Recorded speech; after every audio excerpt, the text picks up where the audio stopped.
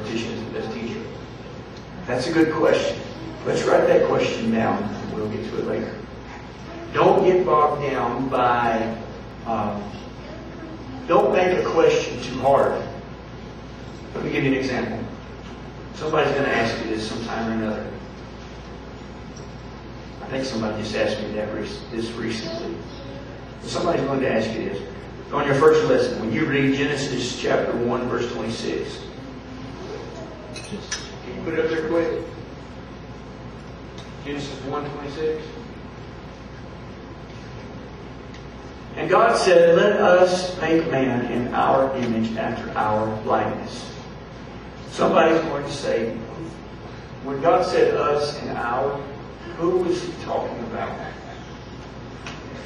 Now, immediately, you're going to want to get into some lesson. And an hour later, you're still trying to answer that question for them. Do you follow me?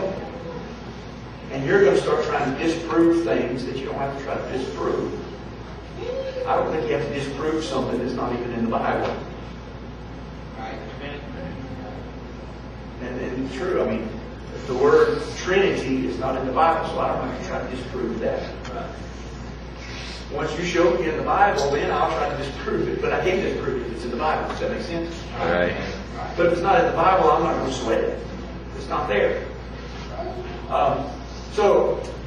And God said, let us make man in our image after our likeness. You could get bogged down with that, but don't do it.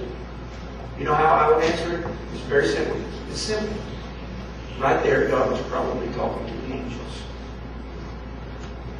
Amen. Because the angels were already around. Amen. So he's probably just talking to the angels.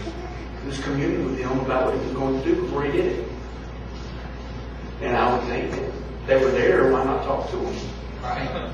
Does that make sense? So very simple. You just answer the question, let's go on. I didn't spend 2 hours trying to answer that question. Right. I answered it and I went on. Don't get off track. You've got a purpose behind that lesson. You stick to your purpose. And the questions that are off the purpose, let's write them down, and we're going to get to them later. You follow me? Yes. In and out. Don't be afraid of questions, but don't think you can answer the question. If you don't know the answer to a question, the worst thing they would do is try to give an answer that you're not sure of. Don't stumble your way through an answer. Because the moment you give a wrong answer, you've just lost all of your credibility.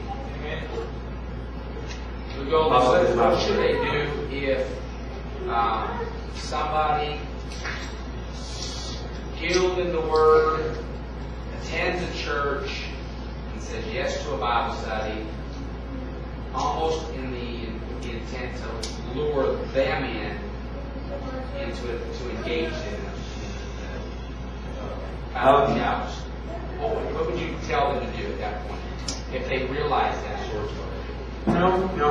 If you get to a place in a Bible study where you feel like... No, I mean when the person accepts the Bible study, knowing they're going to come... Well, I've done it many times. Yeah. Sometimes you never know until you sit down to do that lesson one. And then you find out, oh, wait a minute. Try to teach the Bible study. Try to stick to the point. They'll start trying to pick things apart.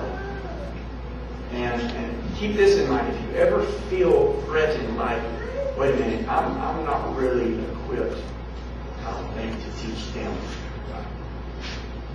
Don't be afraid to stop and say, you know what? You are much further along than most people I teach in the Scripture.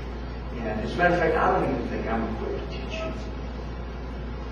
But I would love to hook you up with someone like my pastor or somebody else that is skilled, much more skilled than myself in the Word. And I'd love for them to come in here and teach you this lesson. And I think they could do it much more justice than myself. Would you be interested in that? So just stop it and set up another Bible study with somebody else. Part of the reason why I say that is because, remember, we are looking for hungry souls. Exactly. There are a lot of people out there that are hungry for the Word of God.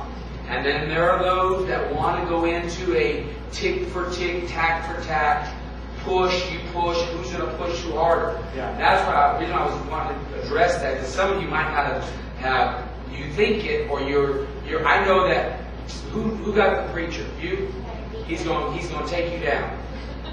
But I didn't want to tell you that yesterday, because that's why he lured you in. Why would a preacher want you to go teach him a Bible study?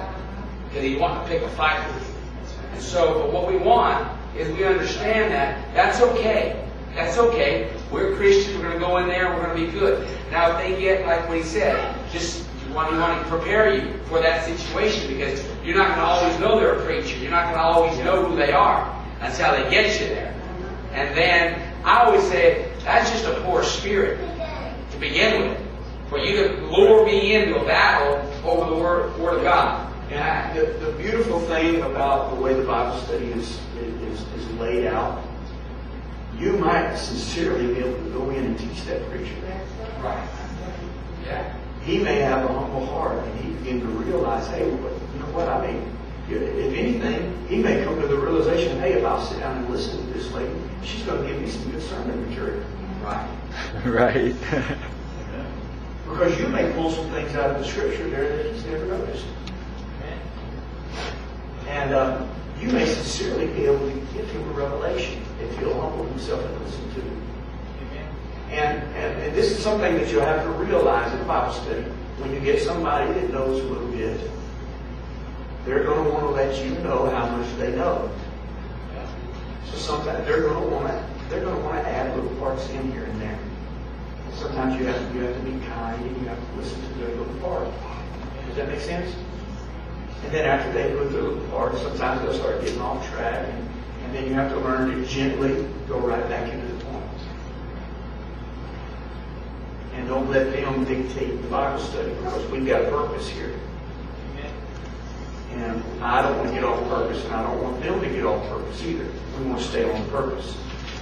Right. It's not just Bible study. We're not just randomly studying Bible here. We've got a purpose. We're going somewhere. But the more you do it, you know how to learn to teach Bible study and to get better at teaching Bible study. Teach Bible study. That's the only way you're going to get better at it. And I can sit down with somebody that wants to try to pick me apart, and I can teach the Bible study and totally clear away from what they're trying to pick me apart about. For one, I don't have to answer their questions. And for two, I don't have to make things more difficult than what they are.